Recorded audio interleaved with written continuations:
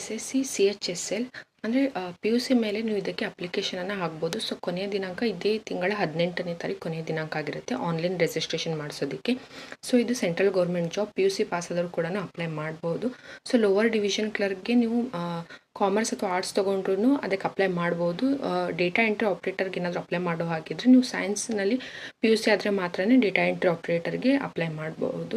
So data entry ಆಪ್ರೇಟರ್ಗೆ ನಿಮಗೆ 25,000ದಿಂದ pay scale ಇರುತ್ತೆ. So ಅದೇ ಥರ ನಿಮಗೆ ಲೋವರ್ ಡಿವಿಷನ್ ಕ್ಲರ್ಕ್ಗೆ 19,900ದಿಂದ ಹಿಡಿದು ಬಿಟ್ಟು 63,000ವರೆಗೂ ಕೂಡ ಪೇ ಸ್ಕೇಲ್ ಇರುತ್ತೆ. ಸೊ ಯಾರೆಲ್ಲ ಸೆಂಟ್ರಲ್ ಗೌರ್ಮೆಂಟ್ ಜಾಬ್ಗೆ ಅಪ್ಲೈ ಮಾಡೋದಕ್ಕೆ ಬಯಸ್ತೀರಾ, ಸೊ ತಪ್ಪದೆ ಅಪ್ಲೈ ಮಾಡಿ. ಎರಡು ದಿನ ಮಾತ್ರ ಕಾಲಾವಕಾಶ ಇದೆ. ಸೊ ಕೊನೆಯ ದಿನಾಂಕ ಇದೇ ತಿಂಗಳ 18ನೇ ತಾರೀಕು ಜುಲೈ 18ನೇ ತಾರೀಕು ಆನ್ಲೈನ್ ರಿಜಿಸ್ಟ್ರೇಷನ್ ಮಾಡಿಸೋದಕ್ಕೆ ಕೊನೆಯ ದಿನಾಂಕ ಆಗಿರುತ್ತೆ. SSC CHSL application online registration ಮಾಡಿಸ್ಕೊಳ್ಳಿ. PUC ಪಾಸ್ ಆದವರು ಇದಕ್ಕೆ ಅಪ್ಲೈ ಮಾಡ್ಬೋದು. ಸೊ ಇದು ರಿಕ್ವೈರ್ಮೆಂಟ್ 10+2 ಅಂದರೆ PUC ಪಾಸ್ ಆಗಿರಬೇಕು. So thank you.